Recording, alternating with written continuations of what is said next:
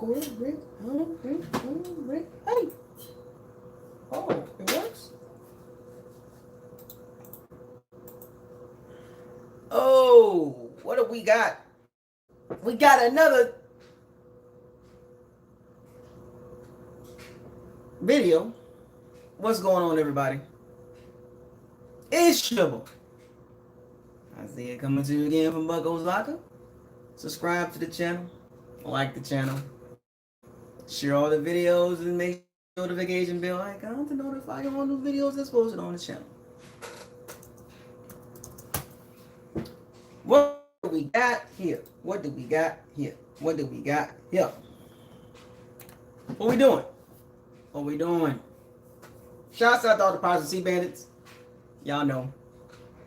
Love y'all. Y'all keep supporting the channel. Sorry about this. Had to do a little bit of cleaning up today. Got a little time before I get into study mode. So, I haven't seen y'all in a couple days. What y'all been up to? Let me give me some shout outs real quick. But sir, shout out to M Cakes. Sir! What the?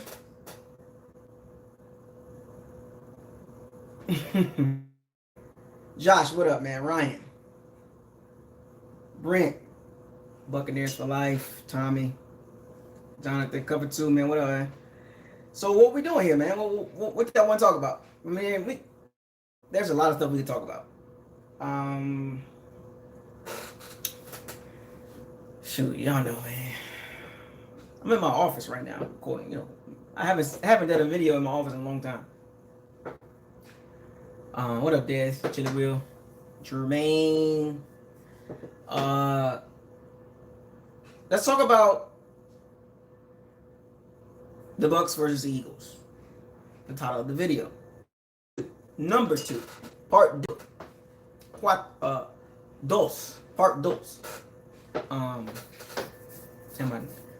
What the? What? Hey! Come get this! What the?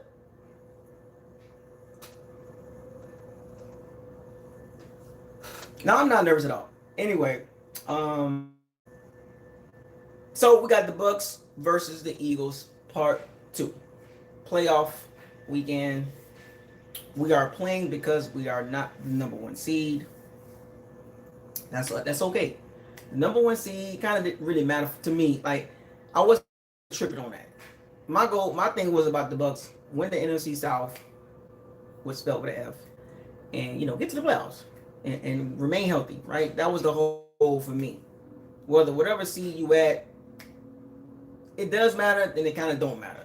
Like, a lot of people get caught up in that, and a lot of people still kind of like asking why we not the number 1 seed and we got the same record as the Green Bay Packers and all that stuff like that. Like, folks, you gotta let that go. You gotta let stuff go. It's nothing you can do. If you don't understand it, then you might want to do a little bit more research on how tiebreakers work, conference records, depending on type of tiebreakers. You know what I'm saying? Depending on what the tiebreaker is. We got the same record as the Green Bay Packers. Yeah, they had a better conference record.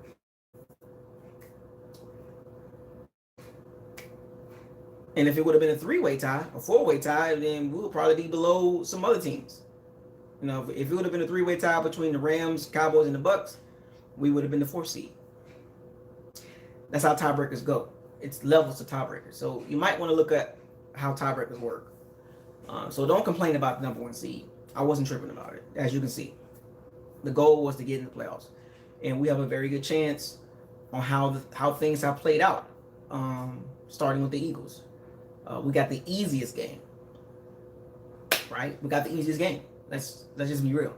Out of all the playoff games, I mean, even in the AFC, if you look at all the playoff games, the easiest game to say and look at is Bucs versus Eagles. So we remember that plays in our favor. We need these type of breaks. We don't need the Rams in the first round. You know what I'm saying? Like, we don't need that right away. I mean, come on now. Even the dangerous Cardinals, Cowboys, they dangerous. Even though that's a whole other story, but you get what I'm saying. That's good that the Bucs got the Eagles because there's more things that we work on and we can get more healthier, right? So let's get down to business. We beat the Eagles weeks ago? Back week 6, I believe week 6, week 7, somewhere up in there. The score was kind of close. I think it was 28-22, something like that. If I remember correctly, 26-22, something like that. The score might have been close, but it really wasn't. Like, we pretty much dominated the Eagles. The kind of caught up at the end, but that the game was out of reach. That they didn't have any. The probability of them coming back on the way the game was going back then, they was not going to win. So the score might be close, but the game wasn't really like that. Don't let the score fool you. You know what I'm saying? Go back and look at that game. We pretty much the Eagles put up a fight, but once again, I'm always gonna say this. You got to have some horses in. You got to be really strong in an area. I mean, you got to have a really strong. You can't be bad in all 3 areas. You got to be strong in one to even play with the Bucs, right?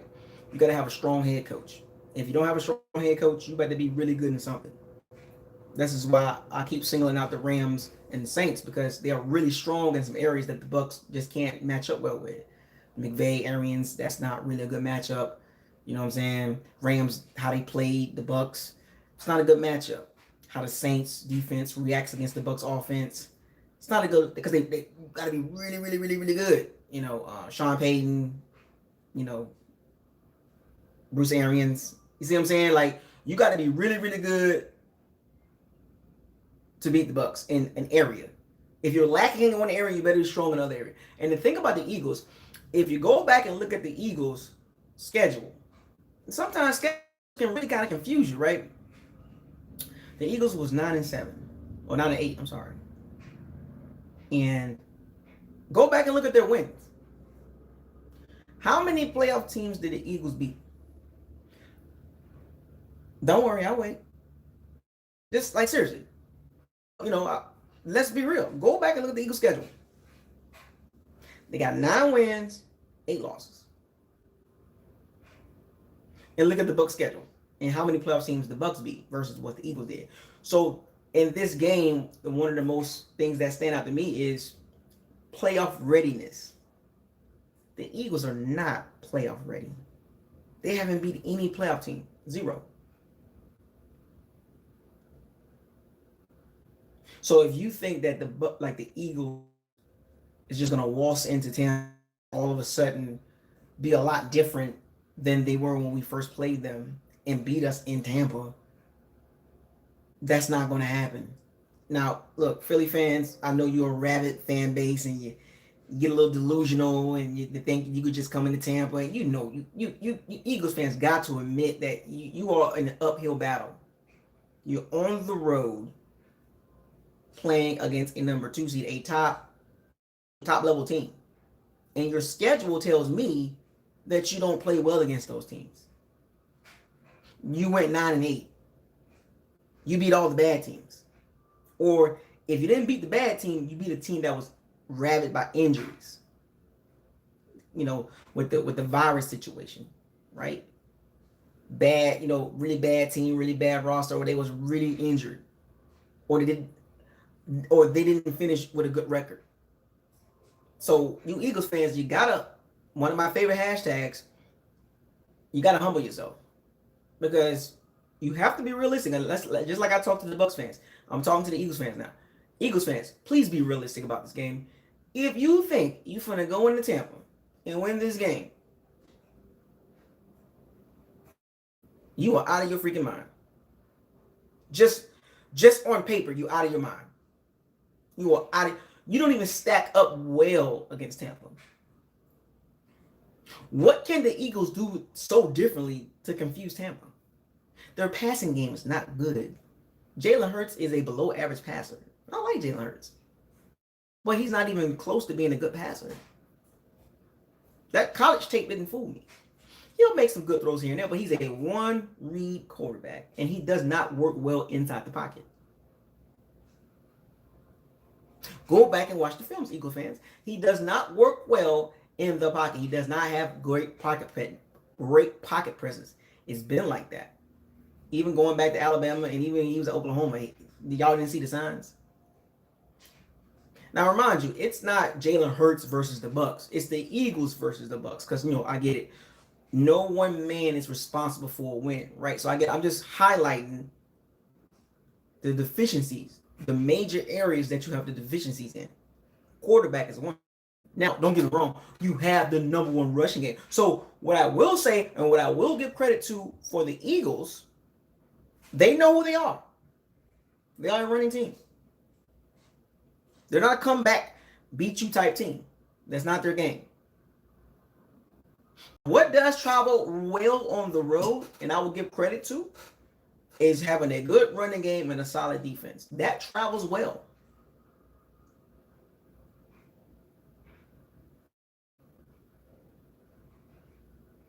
So I'll give Eagles credit offensively as far as their rushing attack. Going against the Bucs, number 3 ranked rushing defense against the run. So the battle of strengths, who's going to overcome the other, right? Who's going to be more physical? This game will be physical because the Eagles are a physical team based on their offense. Their defense is not world beaters. They don't get a lot of sacks. They got a secondary. Maddox, Slay, those 2 guys stand out. They're not bottom of the barrel defense, but there's nothing to be wowed about. They got Fletcher Cox, Javon Hargraves, but the Bucs O-line neutralized those guys last matchup. Now the Eagles defense got better as the season went along, but you still didn't beat any good teams or teams that will make me look at the Eagles and be like, man, that's a problem. And I'm not trying to, belittle the Eagles. I'm just giving you facts. Don't get mad at me. You should have won the games that would have made me really look at the Eagles different. Because I look at the Eagles just like I look at teams that's not in the playoffs. You just got there based on your schedule. The NFC least. Giants twice, Redskins, that's 4 wins, Cowboys up and down. And then when you actually outside of the NFC East, you didn't look good. You seen Jalen Hurts passing numbers in those games against good teams, competent secondaries, competent defensive coaching staffs that the Eagles offense went against. Don't look good. It's not my fault, Eagles fans. Look at your schedule. You don't have the horses to keep up. And before you say, last game, y'all barely beat us. The game was over. You had no chance of winning that game. You a scrappy bunch. Nothing to be concerned about. Now, any given Sunday, I get it. But in my opinion, and how I'm looking at it, and from what I've seen from the Eagles this season, I am not. My concern level is less than 5%. And I'm just being real. My concern level is not high. I'm actually very relaxed and nonchalant about this game. You're not going to get much out of me as far as expressions because I kind of know how it's going to turn out. The Bucs going to start out slow. First quarter, it might be 3-0. Just like we saw last game against the Panthers. Scrappy. And then all of a sudden you look up 31-10. That's how I'm looking at the game. Unless the Eagles control the line of scrimmage. Control the clock. That means you have 40 rushes. And you have the ball for 35 minutes. That's the only scenario I see that you are staying in this game and making it close with a possibility of winning. Not winning, be a possibility because you can still be losing and have the ball for 33, 34, 35 minutes and have 40 rushes and still lose the game. 20-13, 23-17.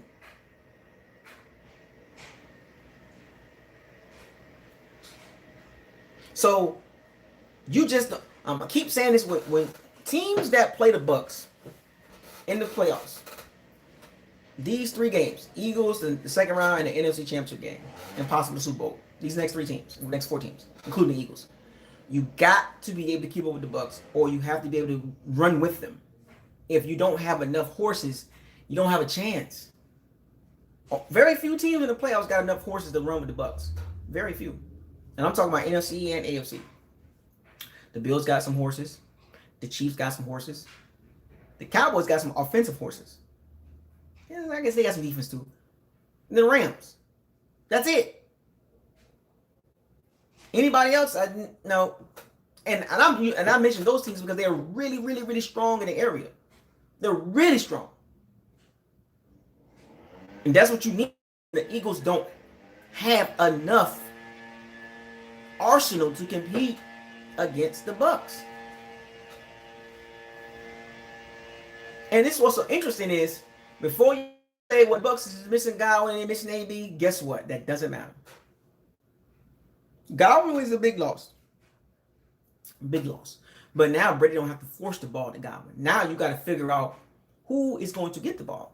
Okay, you got Gronkowski, you got Evans, right? I get it. Darius Slay on Evans. You'll probably put somebody on Gronkowski. You know, whatever. Or you might bracket him, and you might put Darius Slay on Evans and then bracket Gronkowski. That's cool. But Brady has operated in situations where he didn't have top-level receivers for a long time, so let's not act like he needs... I mean, no disrespect to Godwin and even AB. As great as those two guys are, as good as those two guys are, we definitely could use those guys. Even AB and his extra crap, but I'm just saying from a football perspective. Those are huge losses. But those are not losses enough to break the Bucs and be like, oh, the playoff run is over. We're going to struggle to beat the Eagles. Mind you, I'm giving it to you from my perspective, from a football perspective. No emotions, none of that stuff like that. Just from a football perspective. The Bucs still have offensive weapons with the scheme they run. You know, the 70% New England, the 30% no risk it, no biscuit, you know,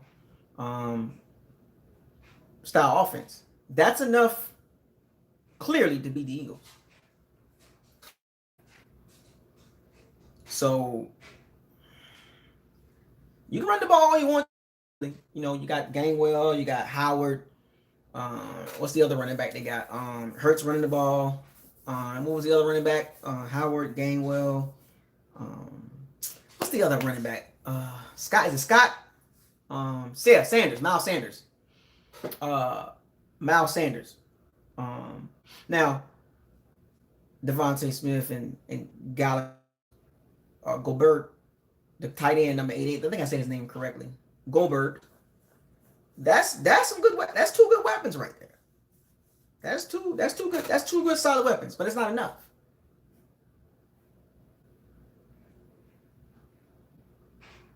That's not enough. Through the, because you're going to have the ball through the air. You're going to have a lot of third and longs. You might have some. The Eagles might have some success running the ball. Because the Bucs' rush defense in the last several weeks hasn't been crazy. Like, you know, it's still ranked number 3, but the rush defense has been a little sketchy here and there. You know what I'm saying? But you got to be able to move the ball sometimes in chunks. Not saying every down got to be chunk plays, but let me just say this. If the Eagles are not getting 5 and 6 yards per play, they're in trouble. 3rd and 8s, I want y'all to understand this. When y'all look at the game this coming weekend, go look at the down and distance, specifically on 3rd down.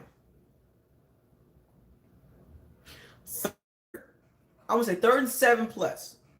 That is going to be a key stat for the Eagles against the Bucs defense. And the Bucs defense is getting clear. Lavonte back. Shaq, Barrett. You know, Antoine Winfield Jr. He's healthy now. Jordan Whitehead. Mike Edwards. Davis. Murphy Bunton. Jermaine is kind of nicked up, but for the first time in a long time, folks, everybody is. together, and that's been weeks. What week was the last week that we had a full Bucs defense? I'm not even counting Richard Sherman, his ring chasing self. I don't count Richard Sherman. What did I tell y'all? I'm gonna get to that Richard Sherman situation in a little bit. What did I tell you about the Richard Sherman signing? I wasn't hyped up about it. Told y'all this. And then he got hurt. Then he came and played. Then he got hurt. Tried to come back. IR. He's ring chasing, folks. LaShawn McCoy style.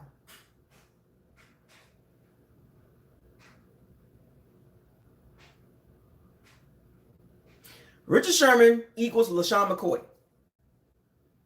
Equals Le'Veon Bell. Ring chasing.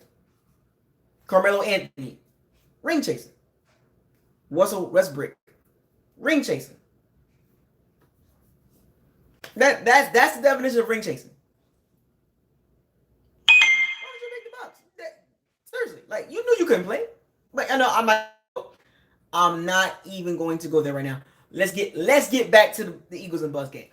Let's get back to the real what's really mattering. I'm not going to even deal with Richard Sherman right now because I see what's going on with that situation. You thought you were slick. You thought you could get away with coming to the Bucs trying to call yourself I knew you better off on the sidelines as a coach. I knew that.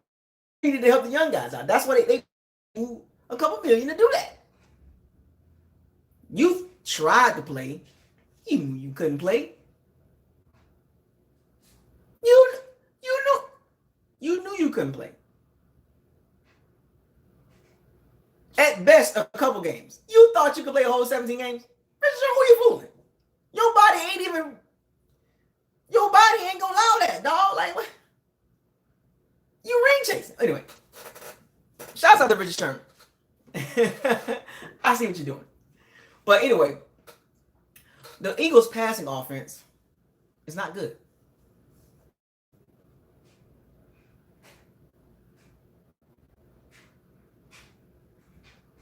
The Eagles' passing offense is not good. Outside of two guys, who do they got? They are a ball control team. And here's the good thing. Here's the unique thing about the Eagles' offense. The Eagles' offense, based on they average 170 a game, 176, something like that, 170 something, 150 yards plus a game. Let's just make it easy. That's really good. That means the TOP is really high for them. They hold the ball a lot. And they do have explosive plays running the ball. Yeah, 156. Okay, cool. So they do. I haven't got to the Bucs offense yet. They do have explosive plays running the ball. They get some gashes in the running game. They do. I give them that. They got this college style zone type read option type offense. Nothing spectacular. Read your keys. Devin White. I'm calling you out. I'm not worried about Lavonte David. I'm not worried about Shaq Barrett. Devin White. Mr. Out of Control.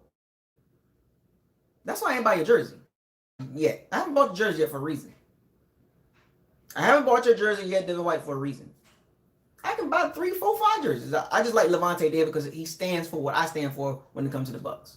That's why I haven't bought anybody else's jersey yet. I got a Mike Evans jersey, the old one, but I got to buy a new one, Mike Evans. I'm going to buy a Mike Evans jersey. But I haven't bought anybody else's jersey yet because I'm like, I'm not going to buy a Devin White jersey because what's going on there? You will be an important factor in this game. Read your keys, man. You are out of control, hurting people, poor tackling form, always tackling high, grabbing jerseys and stuff, hurting people, hurting your own teammates. What you've regressed. Anyway, William Butler with a $5 super chat. Appreciate the $5 super chat. We got our super chat in the building. And folks, the super chat window is open. If you got any questions for BucosLocker, feel free to type it out. You click on the $ button and you type in your whatever you want to donate, 99 cent, 1 cent, whatever, and you type it out. whatever question you want to ask me, question through Super Chat because it's hard to answer every question in the chat room. You got to highlight yourself. You got to stand out. And Super Chat is one way to do it. William Butler says, my guy, what's up, man? You think we need to score early and force them to throw? I'm kind of making that point. I'm not making it directly, but it's like an indirect point I'm making. It goes back to what I was saying about the 3rd and 7. The third down. Go this game. Look at the 3rd down yard distance. Look at the distance on 3rd down. That's going to be a telltale factor when it comes to Eagles moving the ball. 3rd and short, okay. The chances go high, right? But they don't have the offense for 3rd and longs. They just don't. They do have the offense to sustain 12, 13, 14 play drives because they run the ball a lot. And then somebody pointed it out. I forgot the name, but shouts out to you. 156 yards a game. That's a lot. And it's not like they're doing it from just one running back. It's a committee.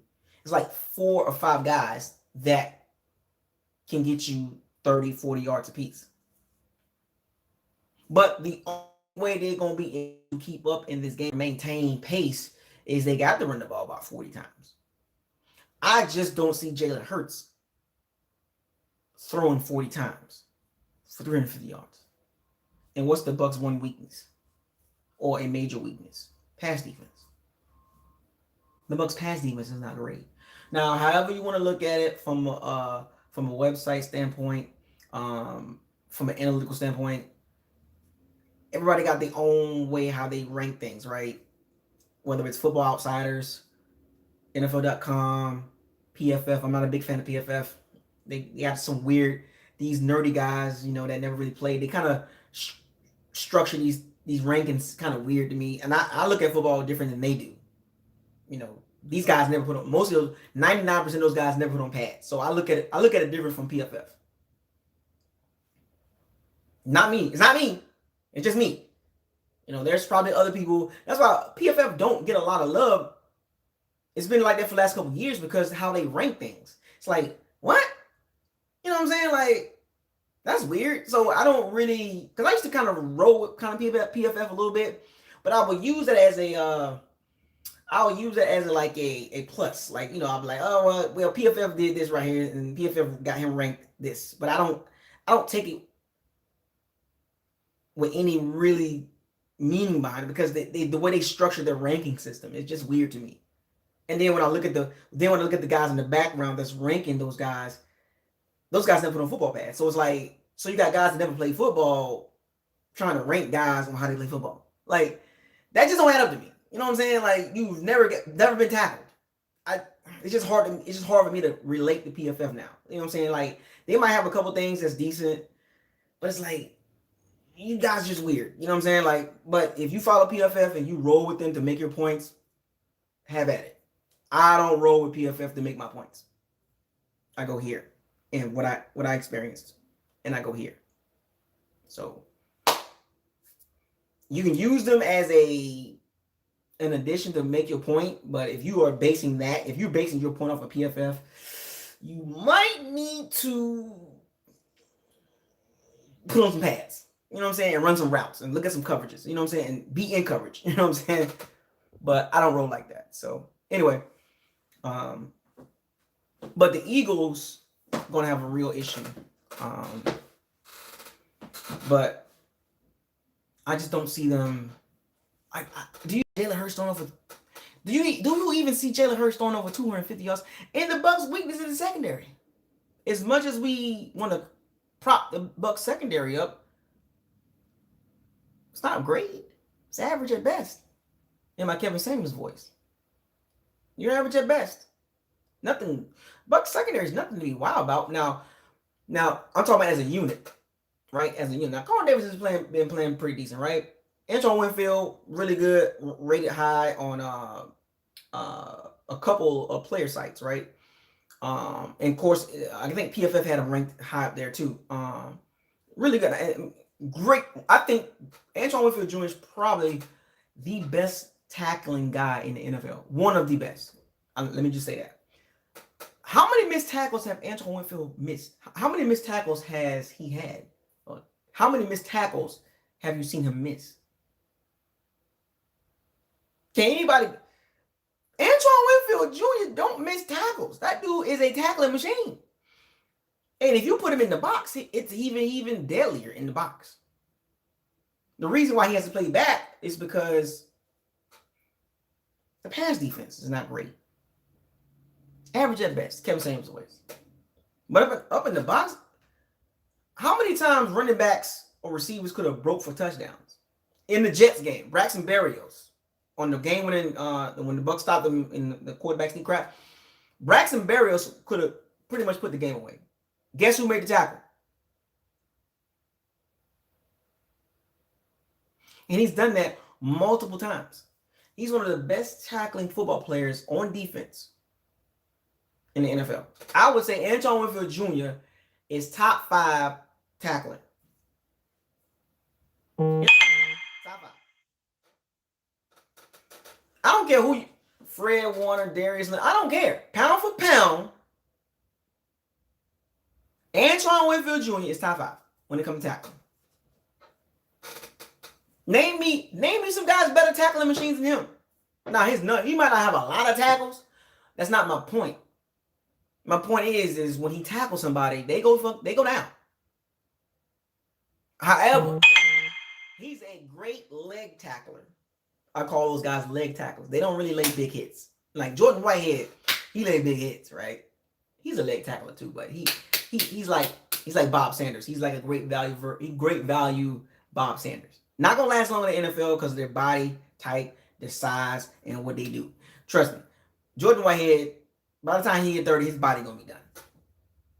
And that's not no shot, but just from what I've seen. Guys his size that play like him, they're not gonna last long. He's gonna give you some good years. Maybe 1 or 2, all pro or Pro Bowl years. But when Jordan Whitehead, about 27, 28, 29-ish, he gonna fall hard because his body ain't gonna be able to hold up. He's built on laying that wood. But Antoine Winfield Jr., that's not his game. Antoine Winfield Jr. is the best leg tackler in the NFL. He's the best wrap up your leg tackler in the NFL. Number 1 in my book. Every time I turn around, he getting somebody's legs.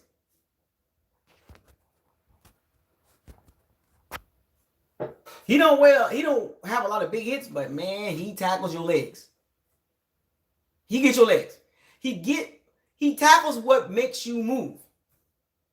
Devin White, you need to get with Antoine Winfield Jr. on how to tackle.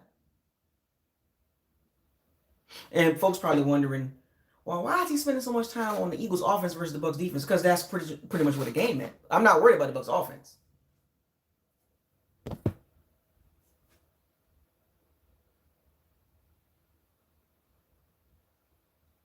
No, we'll get to the Bucs offense in a second, but I really want to focus on the Eagles offense versus the Bucs defense. I told y'all, in my opinion, the only way the Eagles can keep up is Jalen Hurts play the game of his life, and they control the clock. Or for some odd reason, he has like 275 yards passing and 3 touchdowns, and Lavonte Smith and Dallas Goedert go off, and Lavonte David can't guard Dallas Goedert, and Carlton Davis can't keep up with Devontae Smith. Jalen Reagor, JJ Arcega-Whiteside, they got 2 weapons on the outside. Now, don't get me wrong, Dallas be getting open. Dallas Goedert, that tight end, he's good. You're a top 10 tight end. Way better than O.J. Howard, who will not be on the team next year. That's a fact. You can spin it how you want to spin it. Dallas Goedert is way better than O.J. Howard. I'm sorry. Number 80. I can't wait for him to get off the team. Get off the team. I'm sorry. I got PTSD. I got PTSD when I mentioned number 80. I can name several tight ends that's way better than him. Remember, Number 80 was a first-round pick. Horrible pick. Well, the first year or two, he was good. Don't care. When you summarize it up, B-U-S-T.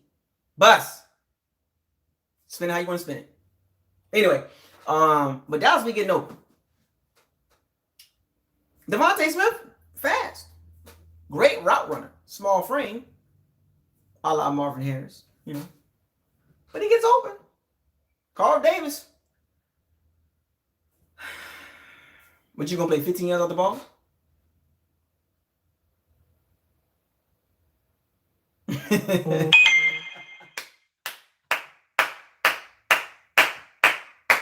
And it wouldn't surprise me. I'm like, really? If that was to happen, you know what? Don't be surprised that do happen. Don't be surprised that do happen because there's a need there for that team.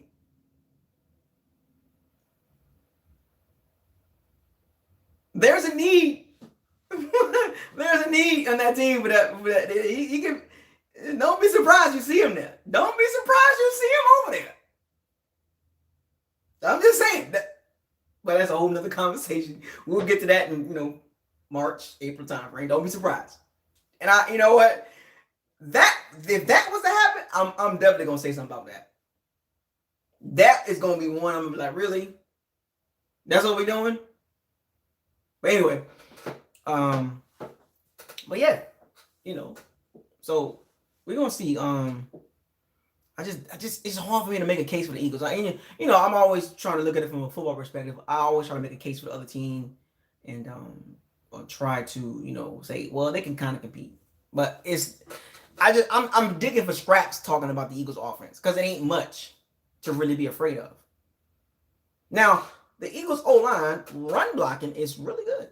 Now, you don't average 150 yards rushing per game and have a bad O-line. So Lane Johnson and they left tackle, I can't pronounce his name, and their center is pretty decent. So the Eagles O-line is top 15. Don't be surprised that happens. I'm telling you. Don't be surprised the Aints do some crap like that.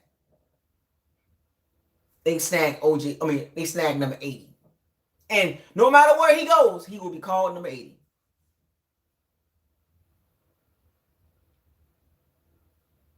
He will always be number 80. And even in whatever team he's on and whatever number he gets, that's what I'm going to call him. So if he's an 85 or 89 or 2, whatever number he is, number 88, that's his name. He will never get his name back until he has some good seasons. He don't get no name over. He don't get no love on this channel. 0. Anyway, sorry. So let's talk about the Bucs offense. Y'all just got me all over. See, that's why I don't read comments. See, this is why I don't read comments because y'all be trying to have me over here and over here and over here. And this is why I say super chat. This is why I say super chat. Anyway, so the Bucs offense. Eagles defense. Not bad. Solid. Nothing to be, oh my gosh, Eagles defense is beast mode. The Eagles defense is the Saints defense. No. Saints defense, Eagles defense. Not even close. If you don't have that defense or close to it, you ain't stopping the Bucs offense. You got to have the Saints defense or the Rams defense. Which, that's not even close. The Saints is the only defense, really, that can really, shut the Bucs down. The Rams defense is probably, Saints defense, Rams defense. Rams defense, Eagles defense. There's a big gap. The Eagles don't have that type of defense. They don't even have the Rams defense to do that. They got a shutdown corner. Don't get me wrong. Slade versus Mike Evans. Let's talk about it. Let's talk about it. Mike Evans against top-level cornerbacks. He's my guy. Just don't do anything. just I think we've seen enough evidence on that, right? Mike Evans against Darius, like, if you had to pick in that matchup, let's from a football perspective, what you picking? Remember, folks, use your football brain and your football eyes.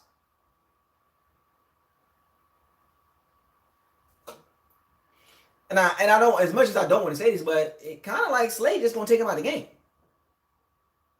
Slade is just gonna take him out of the game. And we've seen this a few times this year, that Mike Evans just like goes ghost. He just like Mike Evans, where is he at? Then he finishes the game with like 2 catches. Like, that's it?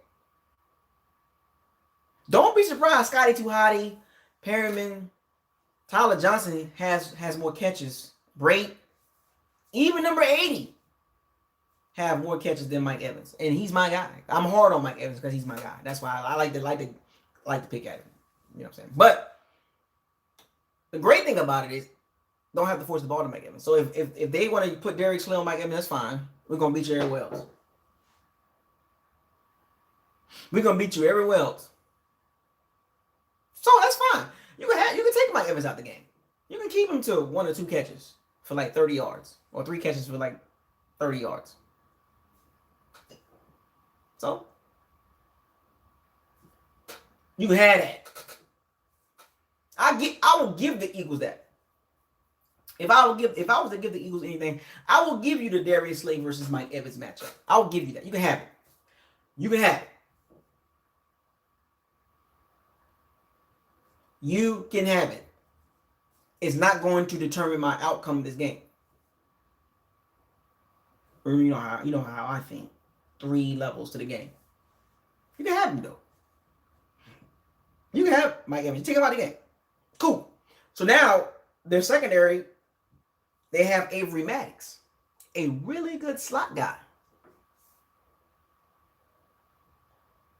And for those of you that know, the Maddox guy, Avery Maddox, he's been around the league for a couple years, and all of a sudden he's playing really well. Now, I'm very curious. He covers really good. He's a really good cover slot nickel guy. I mean, for those of you that don't know, he's like top 5 nickel slot guy. Like, he can cover. He can cover. But I'm very curious on how the Eagles match him up. Because you can't put him on Gronk. He's too small.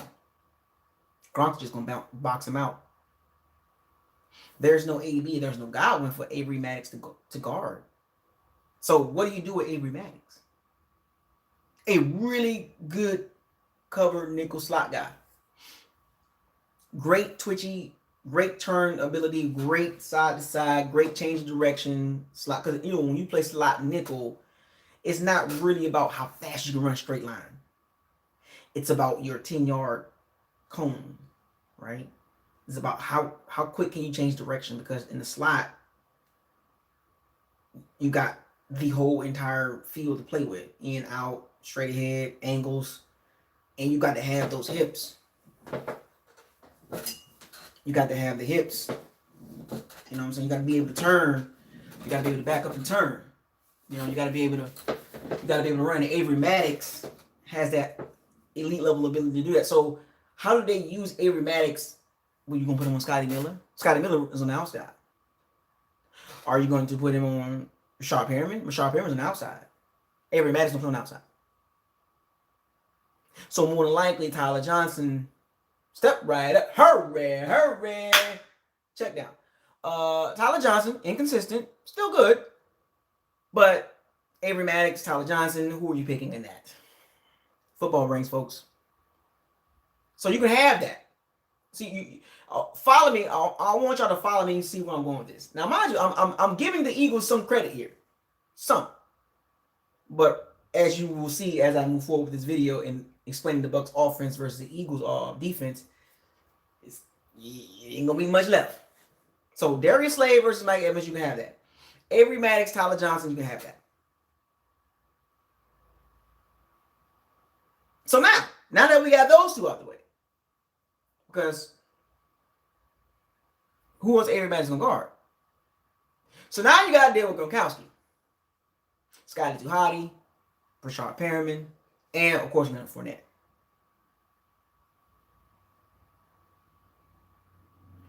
What about the rest of those guys? Can they guard those guys? Grayson, I think he's hurt. Grayson, I think he's nicked up a little bit. I think he'll be okay. So what about the rest of the guys? Do you match up well against those guys? I don't think so.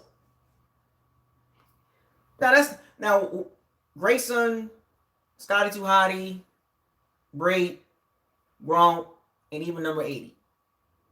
I mean, it's not something that's like, oh, wow, that's a dangerous lineup. It's not. But the Eagles don't have enough to match up with that.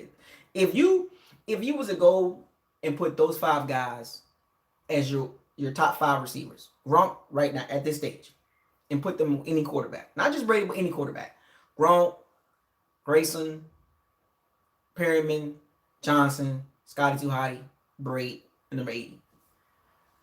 There's nothing wow about the unit. There's nothing wow to be like, oh my gosh, that's a beast unit. It's not. It's average at best. Kevin Samuel voice. But in this particular game, it's really good. And the Eagles linebackers are not good. Remember, I brought this up a few games this year. If your linebackers are weak, good luck. If you don't have a Demario Davis, a Fred Warner, a Darius Leonard type linebacker, ain't happening. You're going to get ate up. Don't be surprised we see a lot of 12 formation. You know, Brady, Gronkowski, 2 receivers.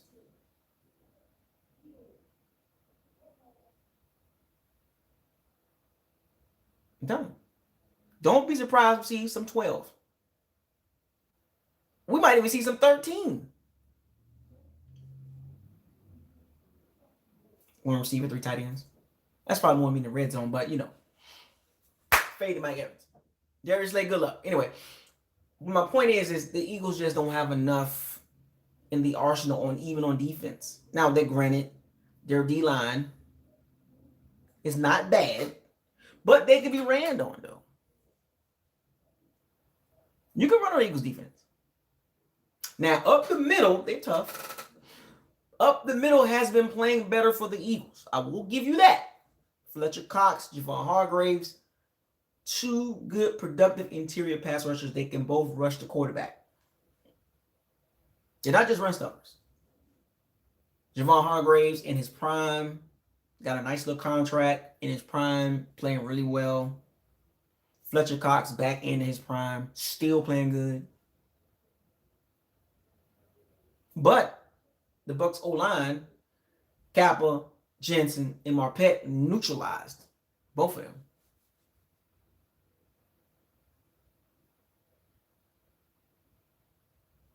The Bucs interior O-line, top level, right, neutralized Hargraves and Fletcher Cox.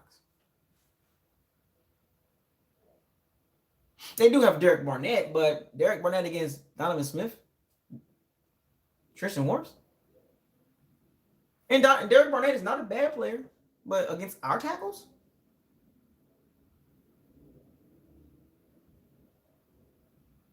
they're outside pass rushers. Don't they have Josh Sweat, don't they? Josh Sweat is not a bad pass rusher, but they're not going to do anything against the Bucs tackles. So what does that leave the Eagles pass rush?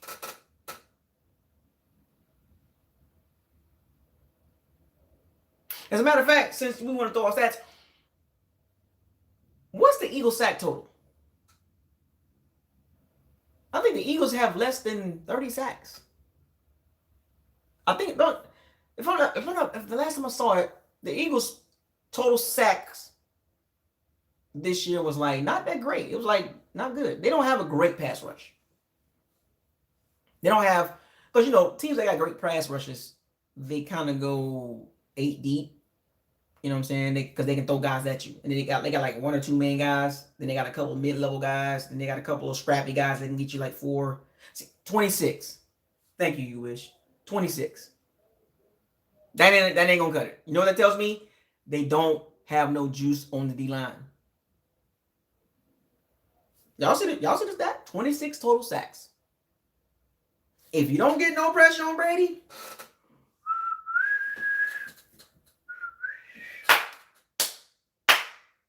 bombs away. Check down. Screen. Robinson screen. Running back screen. Check down. Gronk. Check down. Seam pass. Bombs away. He's gonna eat you up. The Eagles don't have enough horsepower on the D-line. That's one of the key things when you play the Bucs. You better have some horses on that D-line. The 49ers got some horses. The Rams got some horses. The Cowboys got a couple horses. Or 29 sacks, okay. 26, 29, doesn't matter. But you got to have some horses on that D-line. The 49ers got horses. They go like 6, 7, 8 deep. Rams. They got some horses.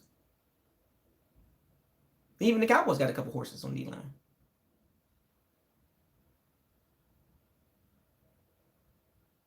You got to have some horses. This is why I'm still pissed off that the Bucs didn't beat the Saints, because I really wanted them to beat the Saints. I still get nagged about it a little bit, but I'm still aggravated about it. But the Saints got the horses. They got the horses. I think now I'm looking at how I think the Saints are the only team with the horsepower to beat the Bucs. Okay, would y'all agree with that? Like, comparing the Eagles to the Saints, the Saints are the only team with the horsepower, coaching, team orient that can beat the Bucs. I'm looking at the Chiefs and the Bills and all that. Yeah, they can give the Bucs some goal and they can maybe pull it out, but like straight up, I just don't see any other team. I'm even the Rams, like even the Rams probably a distant second. That's what I'm saying, because we look at the Eagles, which I'm trying to get y'all to understand. The Eagles, my point is the Eagles don't have a chance, in my opinion, because they don't have that type of team structure.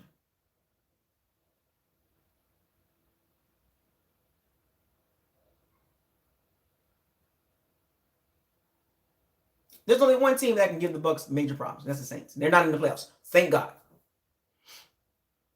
Thank God the Saints are not in the playoffs. Hey, Saints fans, how does it feel? How does it feel?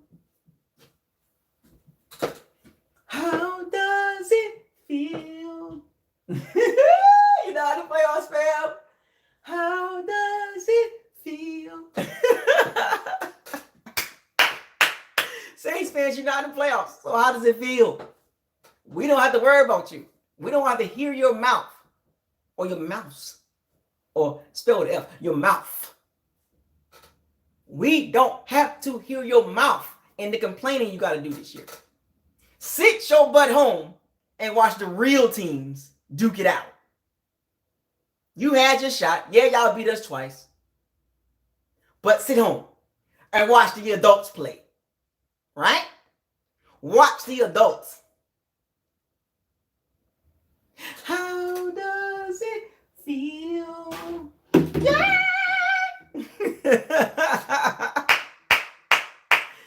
49ers, you had one job and you did what you're supposed to do. You killed 2 birds with 1 stone. You got us the 2nd seed, and you got the Saints up out of here. Up out of here. Up out of here.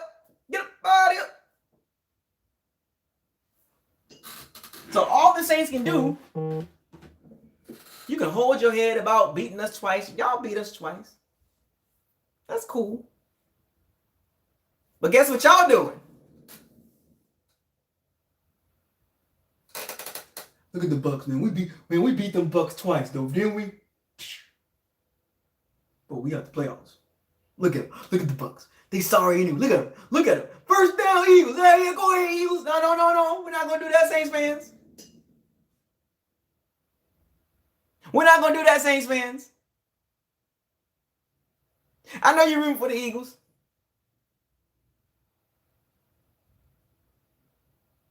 I know you're going to root for the Eagles. You're going to be in the back.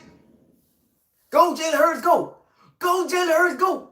Devontae Smith, Dallas Goldberg, Fletcher Cox, Javon Hargreaves, Darius Lake, come on, man, Avery Maddox, Nick Sirianni, come on, man. Come on. Because you just want to give us the business, don't you? You want to give us the business if we lose. Every little thing that we don't get in the game is the Eagles. Eagles get a first down, Saints fans going to do this. Eagles get a field goal, Saints fan doing this. Eagles get a touchdown, Saints fan doing this. Hating on us because y'all sitting on the sideline eating some root, some po' boys, or some crawfish, or some char-grilled oysters, or some boudin.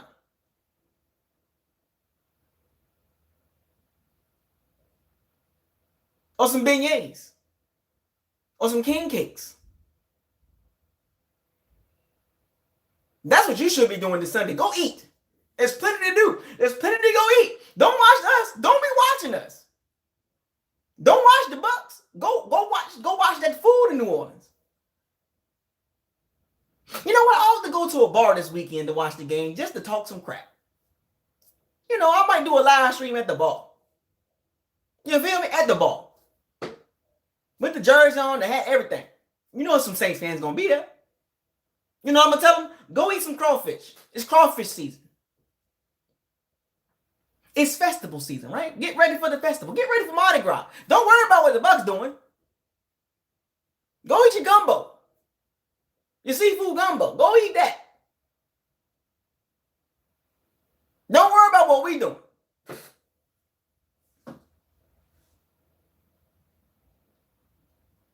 All right? Don't look, Saints fans. Your job is to worry about your 18 free agents. How about that? How about you worry about your 18 upcoming free agents this offseason? That's right, folks. Bucs fans, we ain't the only ones that got issues signing people this offseason.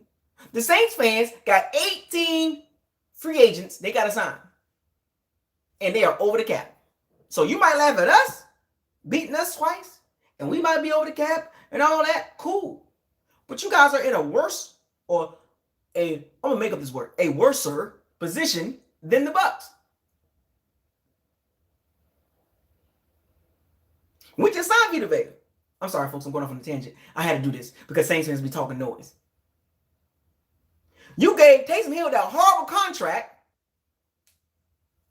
that you could have gave to P.J. Williams or Marcus Williams.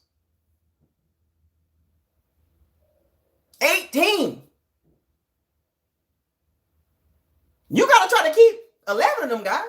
You better try to keep P.J. Williams and Marcus Williams.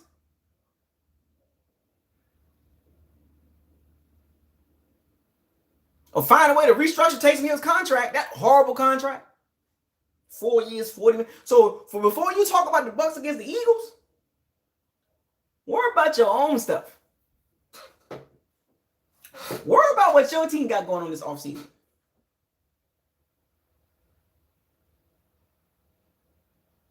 Remember, Saints fans, you got 18 free agents, including Winston. Winston is a free agent. You better figure out what you're going to do with him. Stop worrying about what we're doing over with Tom Brady. Worry about what you're going to do with Winston. Because if you think Taysom Hill's the answer, yikes. You were 5-2 with Winston starting quarterback. You probably want to re-sign him first, to be honest with you. You need a quarterback, and you might want to draft some receivers. That bottom of the barrel receiving core you guys got, you ain't going nowhere with the bottom of the barrel receiving core. You got 3s and 4s at 1, 2. Callaway is not a 1, 2, or 3. He's barely a 4.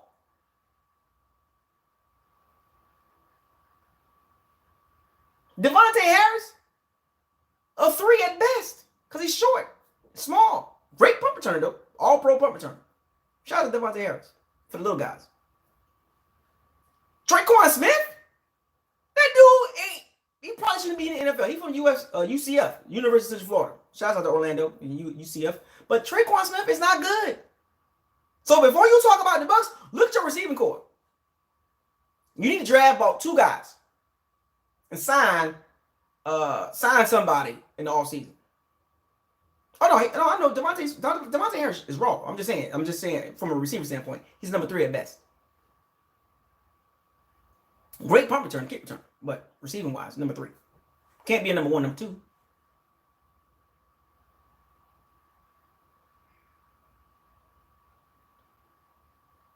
Adam Troutman? He's horrible. So before you talk about the Bucs, I'm giving y'all a breakdown. I live here in New Orleans, so I'm giving y'all own team breakdown. I'm on a tangent right now. I'm gonna circle back to the Eagles game, but it's gonna tie into the Eagles game. Michael Thomas, Mr. My ankle. I'm saying, like, really? He almost pulled the AB. Y'all need about 3 receivers, however y'all want to do it. 2 in the draft, 1 in the draft, 2 in the free agency. Y'all need a revamped receiving core. Tight end core is horrible.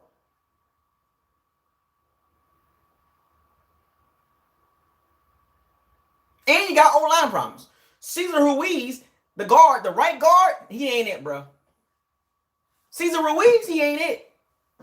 So Saints fans, once again, you want to sit there this weekend, you're going to talk about it. I know you are. You're going to wish us to lose. But I'm giving y'all a breakdown already. Cesar Ruiz is not it. You might want to draft a guard. Andrews Pete, overpaid left guard, stay hurt. And then your left tackle, Armstead, free agent. 31 years old, injury prone, hasn't played a full season. But meanwhile, the Bucs in the playoffs. We got other things to be worried about. We're not going to worry about who we going to sign and what's going on. No. We trying to get to the Super Bowl. What y'all doing? Eating po' boys? Eating po' boys and crawfish and beignets and king cakes? Getting ready for Mardi Gras. That's what y'all doing. So stop worrying about the Bucs. How about you Saints fans sit back and watch the Bucs play the Eagles? You might learn something. You might learn something. It's called having receiving depth.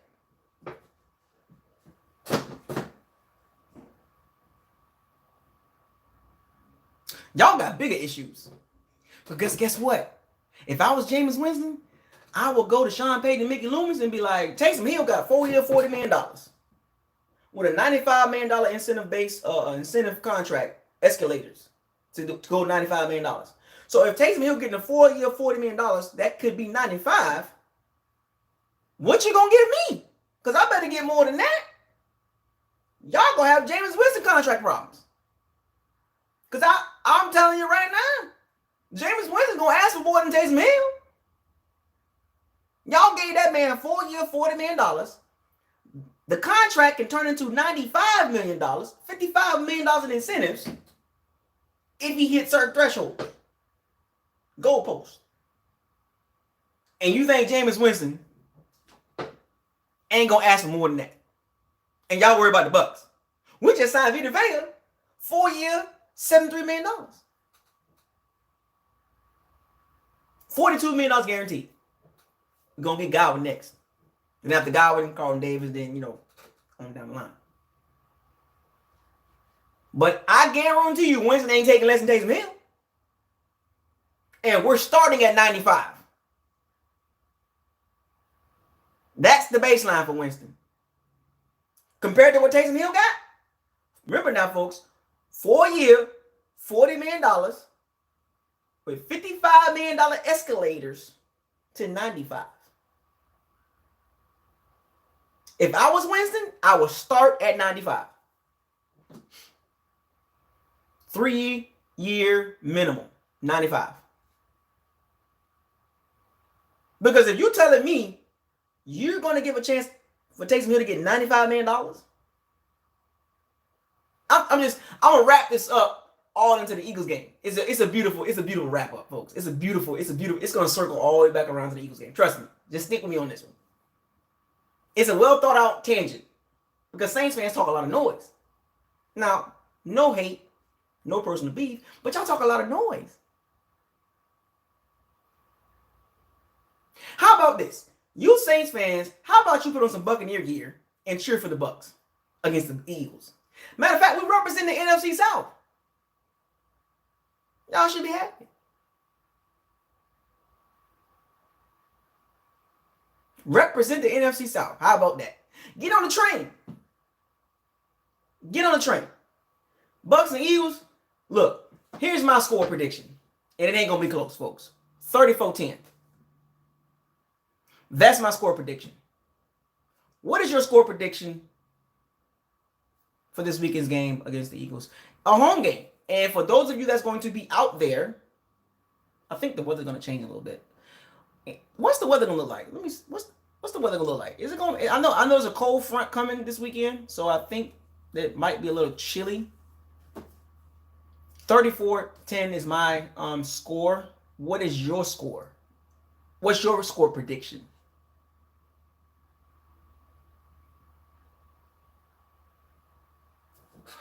Man, you gotta go by. I'm just telling you what I think. What I see on paper and what I seen on film. Or let me reverse that. What I seen on film and what I look at on paper. 34-10. 34-10. And it's going to, here's the thing about it. Those 10 points going to be in the first half. Those 10 points that I think the Eagles going to score, it's going to be in the first half. All the points that Eagles are going to score in the first half, it's going to be just like the Carolina Panthers game.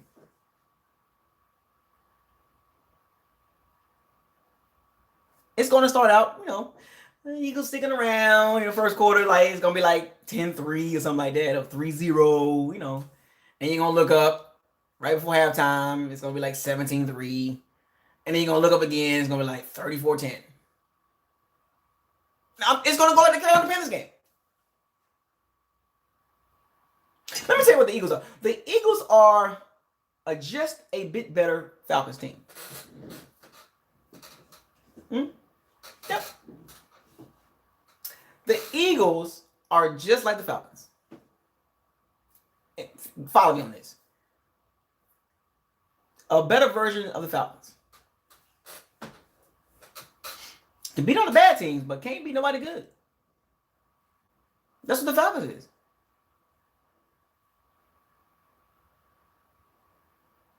$34-10. Now, quick side conversation. A lot of coaches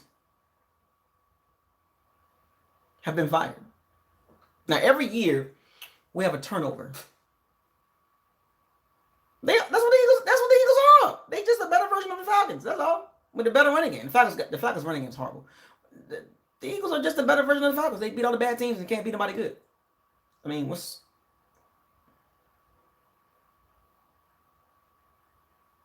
mean, the Eagles could easily be 7-10. Just like the Falcons. They just so happen to win 2 extra games. That's all that is. But there's been a lot of coaching. There's been some. Black Monday was funny. And the newest coach that got fired was Joe Judge. And this is talking about Byron Leftwich and Todd Bowles. I know you guys out there, you guys want them boys to stay. You want the men to stay as coordinators. But you got to understand this. The end game, if you want to be a head coach and the opportunity presents itself and it fits what you want to do, you take it. There's 32 coaching jobs in the entire United States at the highest level of football. If you have the opportunity to get one, you take it. So for those of you that are not wishing Bowles and Leftwich a head coaching job, you're wrong for that. You're wrong for that. Because of how you feel. You know Todd Bowles won another head coaching job. Based on how the New York Jets situation ended, you know he won another head coaching job. Leftwich's name is hot right now. You can't get mad at that. Even Bruce Arians said he's going to push those guys to a head coaching job. He's doing that. He is pushing those guys to head coaching jobs. And they're going to get one. And sooner or later, whether it's this year or next year, one of these years, they're going to get one. We're going to lose both of them. At some point. We might lose one this year. We might lose both.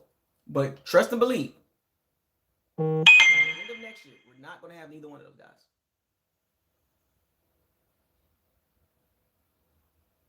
I want y'all to understand this. Because look at the positions that are open right now.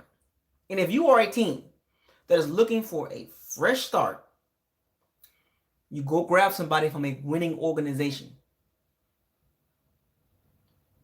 And I'm going to tell you how this is going to go when it comes to Leftwich and Bowles. It's going to determine how far the Bucs get in the playoffs. Now, granted, they're already on the radar. They're already on the radar. They're getting interviews. Broncos, Bears. I'm pretty sure there's going to be, the Vikings, and they're going to interview them as well. But I'm just saying. Jaguars, If the Bucs win the Super, I'm going to give you a scenario here. When it comes to Bowles and Leftwich, leaving the Bucs. If the Bucs win the Super Bowl, they're losing both. I'm going to repeat this. If the Bucs go to the Super Bowl in a dominant fashion, every game, they just boom, boom, boom, boom, offensive, defensively, boom, boom, boom, boom, they're both going to leave. You strike while the iron is hot. It's like stocks, crypto. You want to talk about crypto? We need to get the crypto group together because I know some of y'all do crypto. But anyway, or play to earn, NFTs and all that. But another story. But if the Bucs go to Super Bowl in good fashion, and they go straight there, Bowles and Leftwich 100% gone. Their stock can't get any higher. Back-to-back Super Bowls, and you don't get a head coaching job as coordinators? I would tell them to their face, you will be a fool not to take a head coaching job. After back-to-back Super Bowls as an OC and a DC, you will be a fool not to take a head coaching job. That's scenario one. Scenario two. If the Bucs get to the Super Bowl and don't win, they get to the Super Bowl, but they don't win, you're going to lose one of them. I'm giving y'all scenarios in my opinion. I'm going to repeat. If the Bucs get to the Super Bowl and they don't win, they're going to lose at least one. Guaranteed. If the offense plays well, they'll lose Leftwich. If the defense plays well, they'll lose Bowles. Remember, you got to back-to-back Super Bowls. You won one and lost one. Your stock is still high. But next year, the other one is gone. Now, if the Bucs have a good showing and they get to the NFC Championship game, they could lose both still, but there's a high probability both will stay. Not saying that is guaranteed, but I think they both could stay. I can see a scenario if the Bucs get to the NFC Championship game and they lose against whoever, whether it's on the road to Green Bay or at home in Tampa, and they lose. I can see both of them staying or maybe leaving. Maybe. If the Bucs lose early in the playoffs, against the Eagles or in the second round, they probably stay. So that's my scenarios, folks. I just want y'all to be prepared.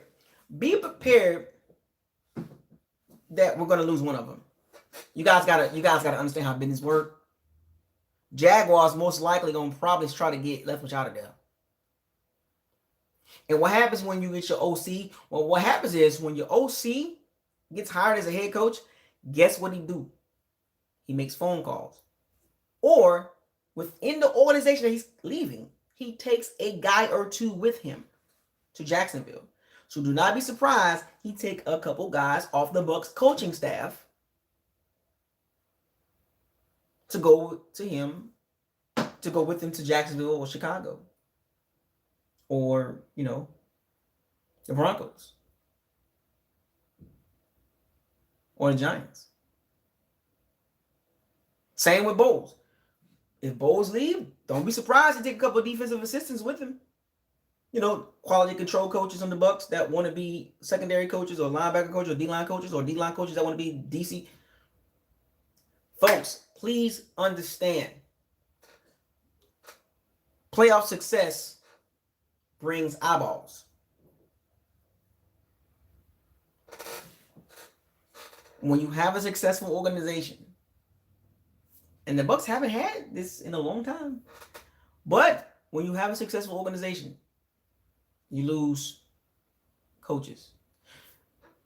There's a lot of teams that lose coaches that win a lot, like the Steelers. Even the Saints lost a lot of assistant coaches over the years because they kept winning. They lost some assistant GMs, some cap guys, some players, some coaches. You know what I'm saying? It happens. Rams, Steelers, Ravens, the Chiefs. You lose coordinators when you're doing good because other teams at the bottom, they want a piece of the juice. They want that pimp juice. They want that yard pimp. Put that on our cracker, dude. But they want that yard pimp.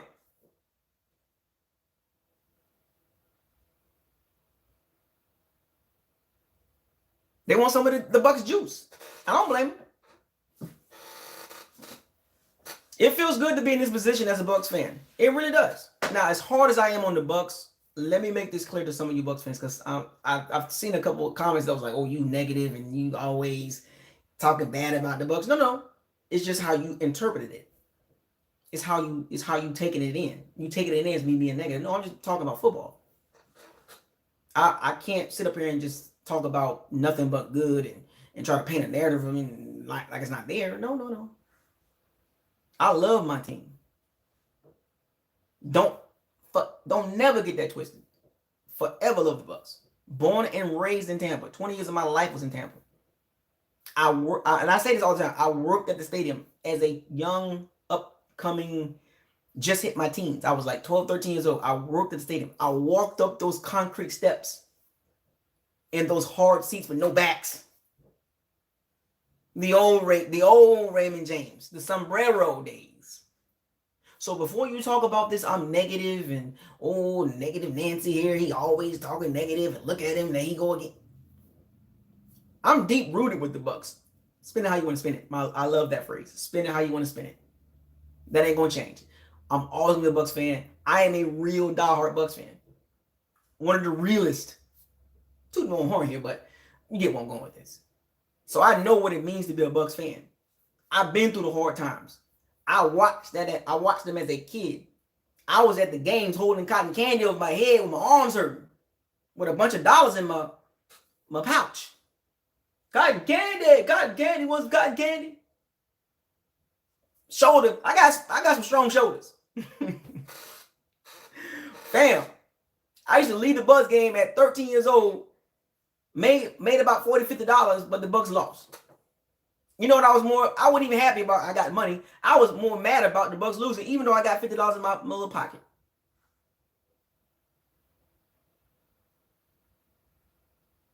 So please understand, folks. I love my Bucs team, but our history shows us we haven't been winning. So us winning puts you in a different mindset. And I hope this continues on this coming playoffs. I do hope the Bucs get to the Super Bowl. All right? The probability remains to be seen. It's about matchups, folks. Nothing's guaranteed. It's not guaranteed the Bucs get to the Super Bowl. We can make the opinion, and the observation and speculation and say, yeah, the Bucs gonna get to the Super Bowl. We're gonna run through everybody. But you also have to be realistic, even in this game. Yeah, I got the Bucs winning 34-10, but That's for the reason why I picked it like that, because the factors involved. After you put in all the ingredients and you factor it out with your outcome, that's what I come out with. 34-10, the Bucs beat them easily. It can go different.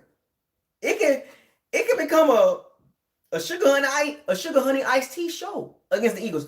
I mean, the Bucs can have an egg. The Bucs can lay an egg. There's a probability that the Bucs lay an egg. There's no scenario it's excluded in this situation. The Bucs can lay an egg against the Eagles. I mean, like literally, like it just become a crap game for the Bucs on both sides of the ball. Can't stop nothing. Coaching don't know what they're doing. Everybody fighting on the sideline. Brady throwing tablets. It can get like that. Please understand that. So when you make a prediction, you putting yourself out there, because if it don't go your way, you better be prepared for the backlash. And trust me, them Saints fans, them heathens, they waiting. They like crows, vultures. You think they want us to lose? Yes, they want us to lose so they can talk crap. So be prepared, folks. This is not going to be an easy route. The Bucs are not sneaking up on nobody.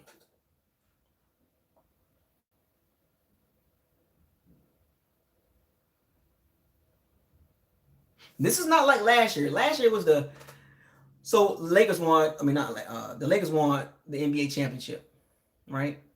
Because of the whole setup, summer league type setup. Do you know they call the Lakers championship Mickey Mouse? The playoffs was in a bubble in Orlando. They called that championship the Mickey Mouse championship. It wasn't a real season. There's a lot of fans out here look at the Bucs championship saying, "Oh, wait, look how y'all won it. It was a bunch of stuff going on last year, and with the stuff going on, extra stuff, and the teams wasn't, all that stuff like that." So there's an asterisk by our Super Bowl because it wasn't a real season, even though it was a real season. But they was factored in the pandemic and all that stuff like that. That kind of involved with the season, the 2020 and 2021 season. Kind of threw some stuff off, and I can see I can kind of see where they're going with that. But we snuck up on people last year and got that Super Bowl. We did. Nobody was expecting. Well, I was expecting that because I said Super Bowl the Bucs. But a lot of people was like, the Bucs 11-5. I think next year will be better. So if we wouldn't have won the Super Bowl last year, this year would have been Super Bowl the Bucs. But since we won the Super Bowl last year, this year is kind of like icing on the cake. I'm not tripping. If we get to the Super Bowl, I'm hyped. Don't get me wrong. I'm gonna be hyped. But if we don't get to the Super Bowl, I'm not tripping. We won the NFC South. We won the NFC South. We went 13-4, and we're trending up. So please, Bucs fans, don't get mad if we don't win the Super Bowl. And if we do win the Super Bowl, be extra happy. See how that works? Because we're trending up. So, folks, I love talking about football. I do. I can't wait. I'm going to watch all the playoff games. I might even do some live streams for like 15, 20 minutes on each game. I don't know. I just like talking about football. Maybe I can give y'all the insight on how I look at football. Not just from a Bucs perspective, but I'm pretty sure y'all see how I look at football because I talk about other teams to a certain degree. But I can actually look at the other games and we can have a conversation about these other games. And I can talk to you about those games easy. I might just do a football channel. And I talk about all the teams. I'm pretty sure that'll be fun. I'm thinking about doing that. I'm thinking about having a football channel where I talk about all 32 teams. I can do that. I can literally do that. Now, there's some teams I might need to get tightened up on, like the lower level teams, but I can still get away with it a little bit. But if you got some things going on, I can talk about a lot of teams, like I talk about the Bucs, if that makes sense. But think about doing that. So stay tuned. I'm just saying 2022, might change up some things here. I'm still gonna do the channel, but I might do another channel, talk about the entire NFL team, all 32. And I'm just going to jump around each team. Boop, boop, boop, boop, boop, boop, boop. Give you my insights on how I look at each team. Y'all might need to check out that. Y'all might need to stay tuned for that. It's a thought process. It's not. I thought about it because I talk about football. I like football. I might make a Gator page. Because I love the Gators. So there's some things in 2022. I'm kind of giving y'all some insight, but it's not finalized. It's not. I'm still up in the air about it. It depends on how some things go, because it takes time. You know what I'm saying? Because now I have to expand my horizons when it comes to what am I paying attention to. Because I not only got to pay attention to the Bucs, my main team. Now I got to pay attention to my favorite team, my only team. Now I got to pay attention to the 31 other teams and what they got going on this offseason. Coaching, player transactions. We're talking about 31 other teams. I might need a staff. I might need a couple guys that I might be putting together a team. Like Marvel, right?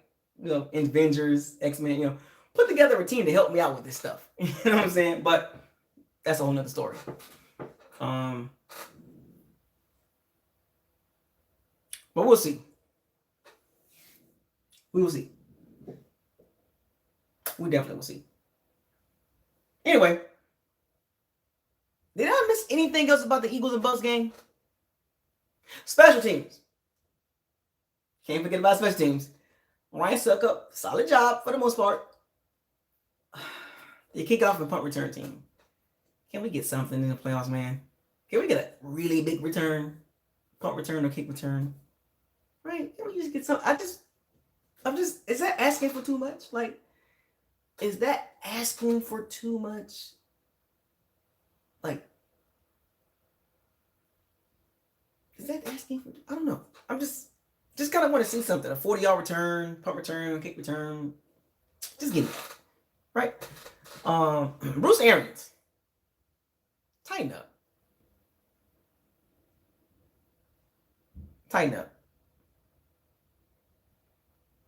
Bradley Payne's fine. Tighten up, Bruce Arians. Byron Leftwich. Tighten up with them play calling, man. You might get a head coaching job. Todd Bowles. You blitz more than any other team in the NFL by a long shot, not even close. You might want to tone that down. Just a little bit. Because now you're in the playoffs. Tone it down a little bit, because I've seen a stat that have the Bucs blitzing more. I think the Bucs blitz like over 60% of the time. That's like the next closest team is not even like 40% or close to 40. Like it's weird. It was a weird stat. I can't remember the exact same numbers, but the Bucs blitz way more than any other team, and it's not even close.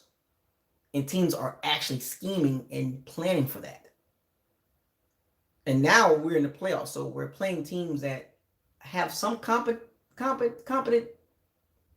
If you got to the playoffs, you have some competency, right? You have some type of staff that can kind of work some things out. And the further you go in the playoffs, the better the teams get. That's how it's supposed to go. So blitzing 70% of the time is not always the best answer. Anyway, but we'll see. I think our coaching staff against the Eagles will be fine.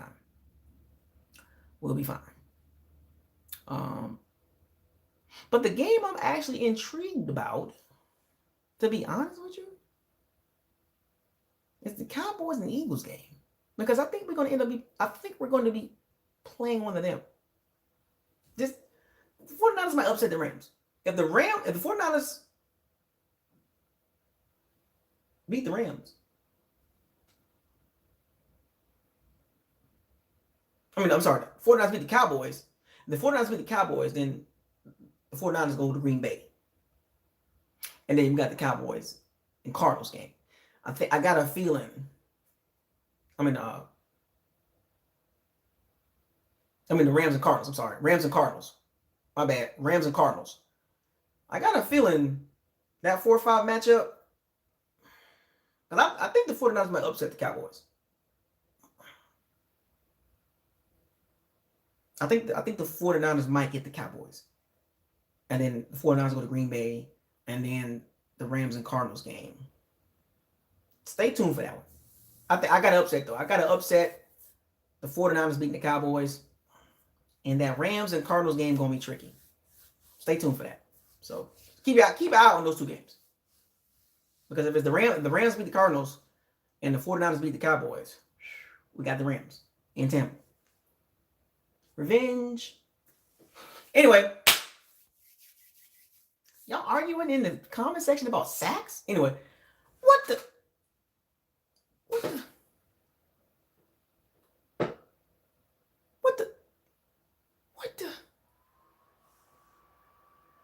Anyway, shouts out to all the Pirates and Sea Bandits.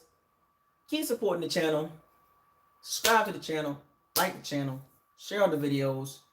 Don't forget to hit the notification bell icon to notify all new videos that's posted on this channel. Y'all keep your head up. This weekend is going to be fun. So, with that being said, I want y'all to fire those cannons. Seize the day. Raise the flag. Hashtag no risky, no biscuit.